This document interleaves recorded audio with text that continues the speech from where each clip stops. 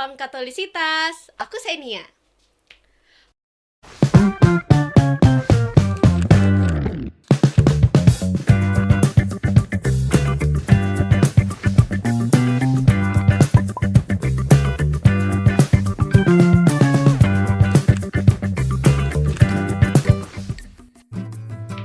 Aku punya devosi favorit nih, yang pastinya juga jadi devosi favorit banyak umat Katolik.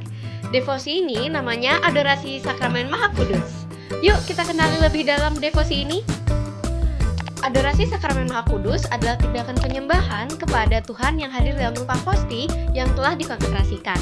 Dengan demikian, kita berdoa di hadapan sakramen Ekaristi, yang sama dengan berdoa di hadapan Allah sendiri.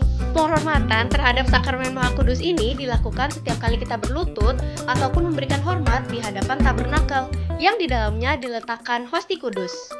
Hormat sebelum komuni ataupun saat Sakramen Maha Kudus ditahtakan juga bagian dari adorasi Sakramen Maha Kudus. Penghormatan kepada Sakramen Maha Kudus mempunyai dasar dari kitab suci, yaitu bagaimana kita ingin mengikuti teladan para gembala dan para majus yang menghormati Kristus yang telah lahir dan diam di tengah-tengah kita.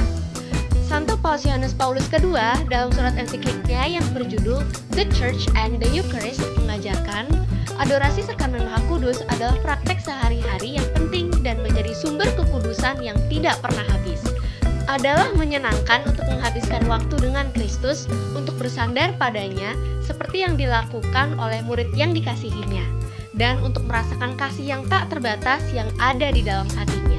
Adorasi memang umumnya dilakukan di kapel Sakramen Maha Kudus, tetapi juga pertama-tama kita dapat menyembah Tuhan Yesus dalam Sakramen Maha Kudus sesaat setelah konsekrasi selesai diucapkan, yaitu saat imam mengangkat hosti yang telah diubah menjadi tubuh Kristus dan piala anggur yang telah diubah menjadi piala darah Kristus.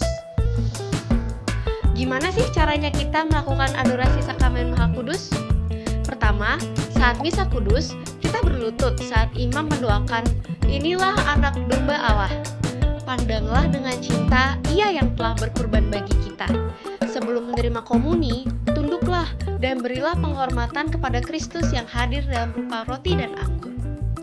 Pada saat pentahtaan Sakramen Maha Kudus, misalnya saat misa Jumat pertama atau adorasi jam suci pada Kamis malam, lalu juga memberikan penghormatan kepada Kristus yang hadir dalam tabernakel ketika kita mengunjungi gedung gereja.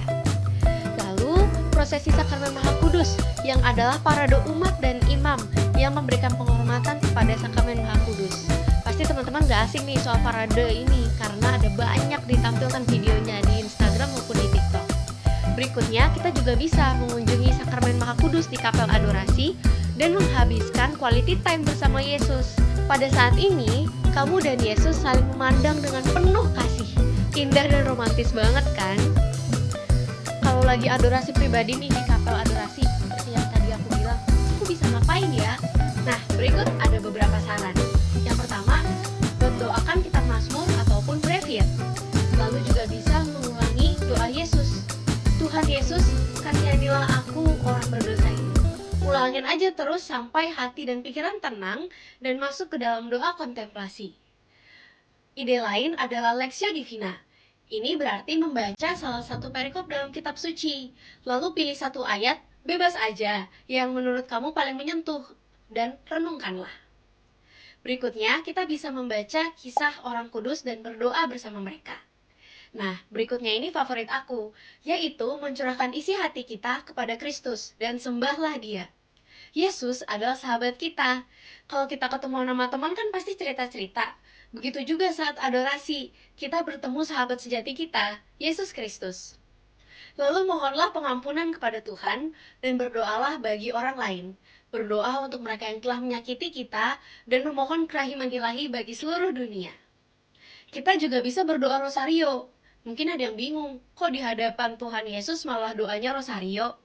Nah, Santo Yohanes Paulus II mengajak kita untuk merenungkan tatapan Bunda Maria yang memandang bayi Yesus dalam pelukannya. Nah, ini kita bisa lakukan ketika kita adorasi. Jadi kita berada dalam persekutuan dengan Yesus. Gemes banget kan? Nah, kita juga bisa kok duduk tenang dan alami hadirat Tuhan. Diam aja gitu memandangi Yesus. Ini juga favorit aku. Kalau kita sama bestie kan gak bakal canggung nih walaupun berduaan tapi gak ngomong apa-apa. Nah begitu juga sama Tuhan Yesus. Ketika kita diam bersamanya, kita berusaha mendengarkan apa yang hendak disampaikannya. Nah, untuk menutup video ini, aku mau menjelaskan bahwa meski adorasi atau penyembahan kepada Kristus dalam sakramen Maha Kudus merupakan salah satu bentuk devosi, tetapi adorasi ini adalah devosi yang paling tinggi, sebab ditujukan kepada Kristus sendiri yang sungguh-sungguh hadir dalam rupa hosti kudus. Santo Alfonsus Liguori mengajarkan, dari semua devosi, penyembahan kepada Yesus dalam sakramen Maha Kudus adalah devosi terbesar setelah sakramen-sakramen, dan sesuatu yang paling berkenan kepada Allah dan yang paling berguna bagi kita. Nah, yuk teman-teman kita adorasi. Quality time dengan Yesus sesebentar apapun akan sangat merecharge energi kita untuk melanjutkan hidup yang enggak selalu baik-baik aja. Tuhan Yesus selalu menanti kamu loh untuk mengunjunginya. Ia haus akan dirimu. Sampai jumpa di video berikutnya. Terima kasih dan Tuhan memberkati. Bye-bye.